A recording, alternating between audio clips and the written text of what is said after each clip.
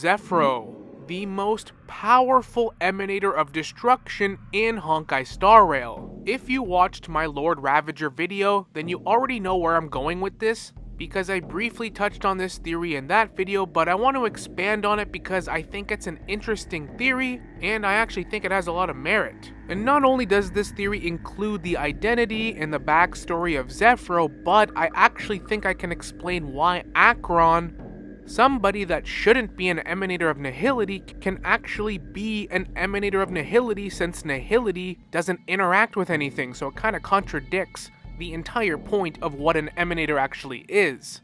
And yes, I think Zephro and Acheron's backstories are intertwined very closely. So to understand it, let's briefly recap Acheron's backstory here, because it's very important. Acheron's world consisted of two planets, Izumo and Takamagara, and there were kami-like gods that lived on Takamagara, while Acheron's people inhabited Izumo. But once the Black Sun of Nihility encroached, the kami attacked and slaughtered Acheron's people. The people of Izumo created 12 powerful weapons known as the Edict's Edges, the swords that you can see in the trailer. These are actually one-for-one direct counterparts to Divine Keys from Honkai Impact 3rd. A good example of a Divine Key is Welt's Staff, since those are created from Hersters while the Edict's Edges are created from these kami-like gods. Ultimately, the end result is tragic, since Acheron's the sole survivor of these two worlds, the last one standing. Both worlds would inevitably be consumed by the nihility. Acheron, in her grief and despair, would step into the shadow of IX to become a self-annihilator and an emanator of nihility. And I don't think anyone would argue that Acheron is one of, if not the strongest, emanators in the game. She's definitely up there. But since IX doesn't interact with anyone or anything, and the entire point of nihility is endless, meaningless nothingness, she should not really in theory be an emanator to begin with. Even the geniuses don't understand this. Now let's switch over to Zephro now, somebody we don't know much about. Zephro is easily regarded as the strongest emanator of destruction. And like we learned in the trailer revealing all the Lord Ravagers, all the emanators of destruction counter a specific path, but also have a relation with that path, basically having characteristics of that path but with some destruction sprinkled in. Like Asat Permad, who's basically like the Joker but counters the Elation, but he acts and behaves in a way that is similar to the Elation. Same with Selenova and her connection to the Harmony. Zephro is a self-annihilator and is even speculated to be an emanator of nihility as well as an emanator of destruction, since he is known to have similar powers to Acheron herself. But unlike the other Lord Ravagers that like to play with their food, toy with their prey before they destroy it, Zephro means business.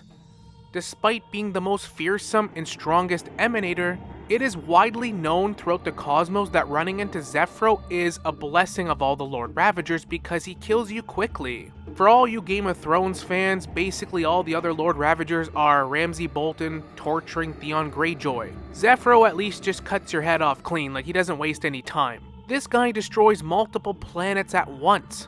The game literally states he'll fly to the planet's core, destroy it, and fly out in minutes. He destroys entire cosmos and star systems in record time. So yeah, I guess it's a bit of a mercy. The death and destruction caused by Zephro is painless and quick, but his power level is off the charts. I could go over the many accolades and, dare I say, accomplishments of Zephro. It seems like a funny way to put it since they're destroying everything. But the point I'm trying to make is this guy's Omega OP. They refer to him as a one-man army. He doesn't need no antimatter legion, like he is the army. But I think he actually originates from Izumo with Acheron. I think Zephro is Kevin Kazlana. And I know what you're thinking. We already have a Kevin variant, Phainon. They even call him Kazlana in Amphorius. So what does Zephro have to do with any version of a Kevin?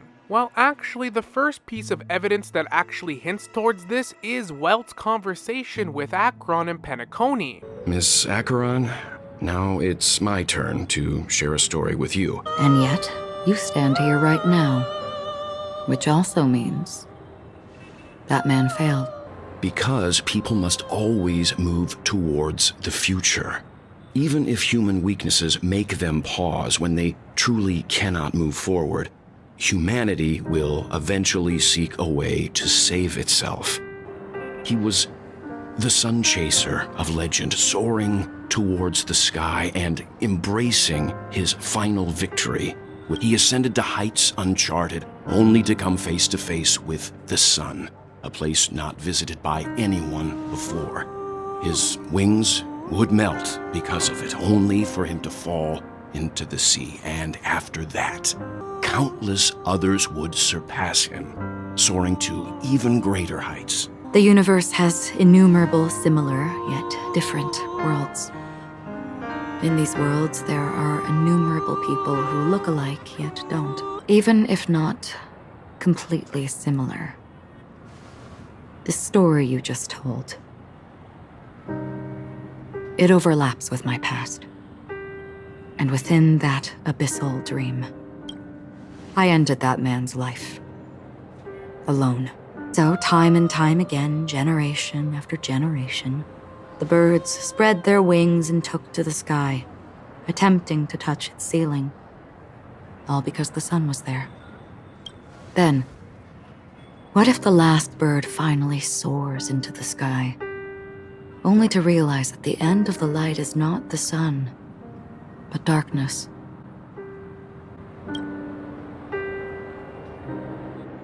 Then why, exactly, do we even walk towards the light? I still remember at that time during Penacony's main arc, there were people that didn't even know what they were talking about, and there were other people that actually understand and played Honkai Impact that just took this as a nice Easter egg for those players. Nice references, because obviously everyone knows Welt is from Honkai Impact. Like, he's not from Honkai Star Rail, he jumped over games, he's not a variant. And he's talking with Acheron about different versions of themselves. Acheron says, "Oh, you probably know another version of me," and Welt acknowledges this. And then Welt proceeds to talk about Kevin, his Kevin from Honkai Impact, talking about his infamous friend Kevin, referring to him as a sun chaser, reaching uncharted powers and possibilities. Because we know every version of Kevin is gonna go big or go home. He doesn't half-fast anything. If we learned anything in Amphorius with Phainon, they're resilient to say the least, and that's actually going to be a huge factor in this theory later in this video. But then there's Acheron talking about another version of this person, her version of Kevin, on Izumo, and then she tells us that she had to kill her version of Kevin. She had to cut him down with her own blade, so he's presumed to be dead. And the game obviously hints towards her having feelings or caring about this person. Now, there's another piece of evidence that I want you to consider. Every time these games refer to Kevin in some way, shape, or form, there's always a sun motif. Phainon and Cyrene have the sun and moon parallel, Phainon representing the sun. Welt even refers to his version of Kevin as a sun chaser, and Ix of Nihility is called the Black Sun. That is one of its nicknames, and what it resembles in this trailer, the Black Sun of Nihility. And Zephro is connected to Nihility. Now let's talk about Phainon, because Phainon actually does tell us quite a bit about Zephro without even telling us. The supposed variant of Kevin. But is Phainon the true variant of Kevin? Or is Phainon just a simulation?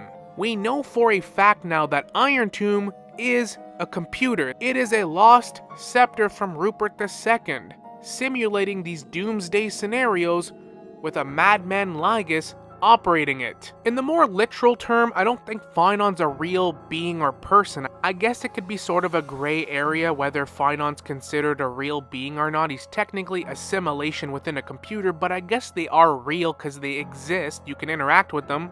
Nanook was able to mean mug him from the sky, so I guess they are real enough.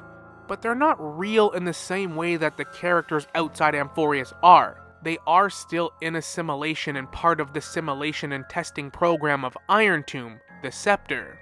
So I guess the most accurate way I can put it is Phainon's more of a replica variant version of Kevin. He's real enough, I guess, but he's not authentic. So I think Honkai Star Rail still has a lot of room for a real, legitimate Kevin variant. one not born in a simulation, created by a computer for a specific purpose. This next part is mostly educated speculation, but Zephro is strong enough to counter IX by using the power of the white hole.